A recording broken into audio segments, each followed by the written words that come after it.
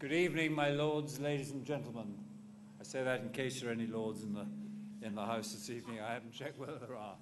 You're all very welcome. And what an incredible game cricket is, doesn't that just quickly underline it, especially when it's played in the right spirit. And that little film is being shown in school assemblies this year, possibly up to 4,000 of the schools who are involved in the Chance to Shine campaign. So if that doesn't inspire them, nothing will. Well, actually something will. That's playing the game, of course. After our lecture this evening, we're going to have a panel, as usual. And as usual, it's very kindly and generously being chaired by Mark Nicholas, no one better. And he will have with him four very distinguished people: Kumar Sangakkara himself, Michael Holding, Andrew Strauss, and on the eve of a one-day international between England ladies and Australia ladies, here at Lord's tomorrow, Claire Connor, the former England captain. So welcome to all of them, and thank you all for coming. But above all, thank you to Kumar Sangakkara for accepting our invitation to speak this evening. A cricketer truly fabled in his own career, which is pretty rare. I think the Sangakkara cover drive will go down with the Wally Hammond cover drive. He will be remembered long after he stopped playing, with great affection and admiration. 97 test matches at the moment, 8,428 runs at an average of 56, 25 hundreds, including that one very recently at the Rose Bowl, which saved the day for Sri Lanka and put right one of the few blots on his escutcheon. No 100 hitherto in England.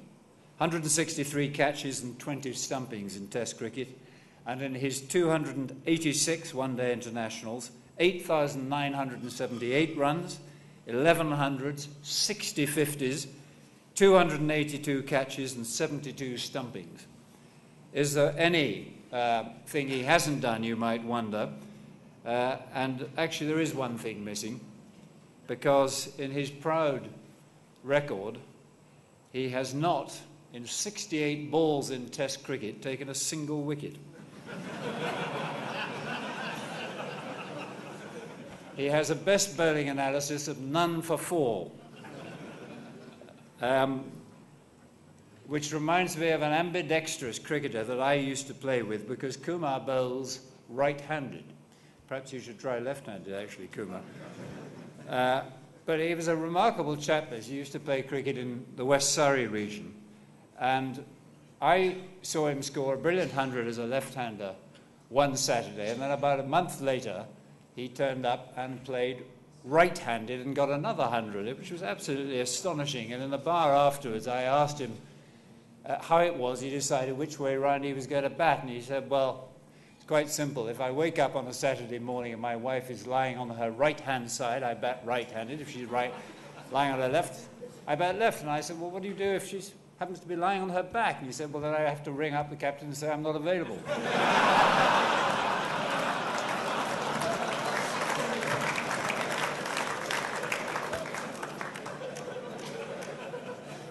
I want to give a special welcome also this evening to all those members of the Cowdrey family who are here, because this is happily the Cowdrey Lecture in memory of one of England's greatest cricketers.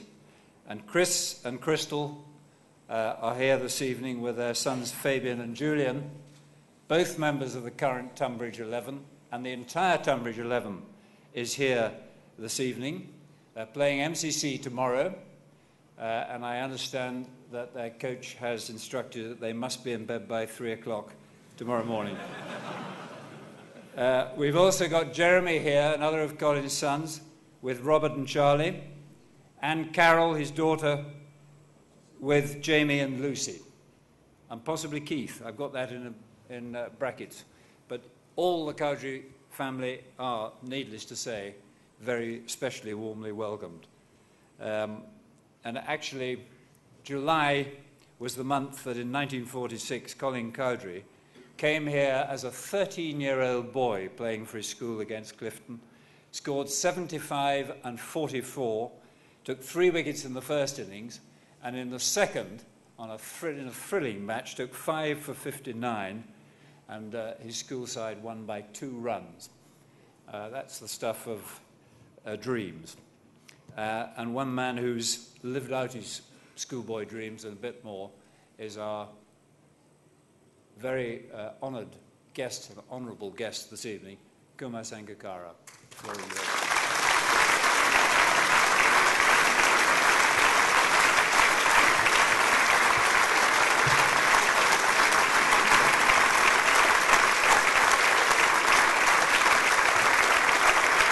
Thank you. Thank you.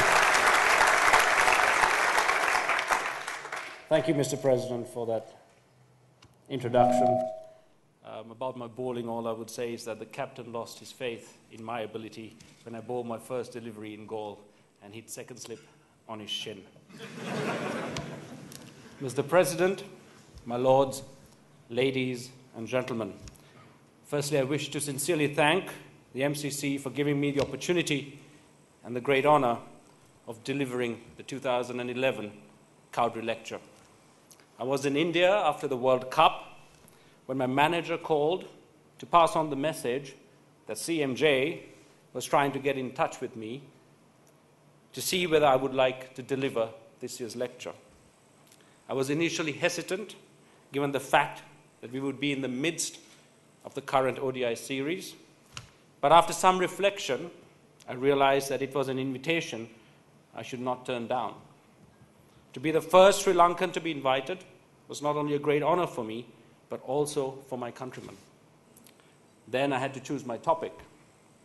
I suspect many of you might have anticipated that I picked one of the many topics being energetically debated today: the role of technology, the governance of the game, the future of Test cricket, and the curse of corruption, especially spot fixing.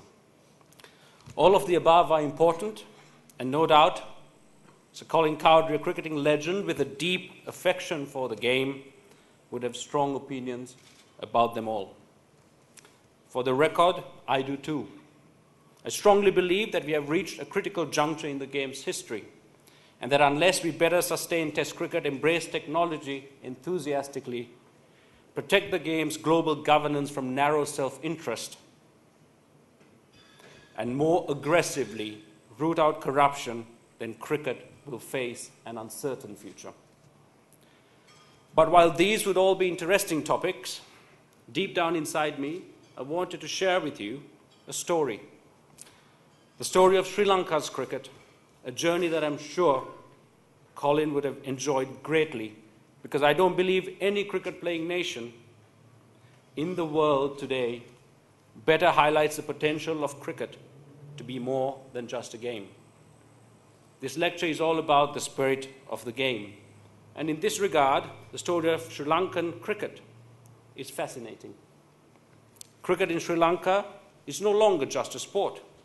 It is a shared passion that is a source of fun and a force for unity. It is a treasured sport that occupies a celebrated place in our society. It is remarkable that in a very short period, an alien game has become our national obsession, played and followed with almost fanatical passion and love, a game that brings the nation to a standstill, a sport so powerful it is capable of transcending war and petty politics.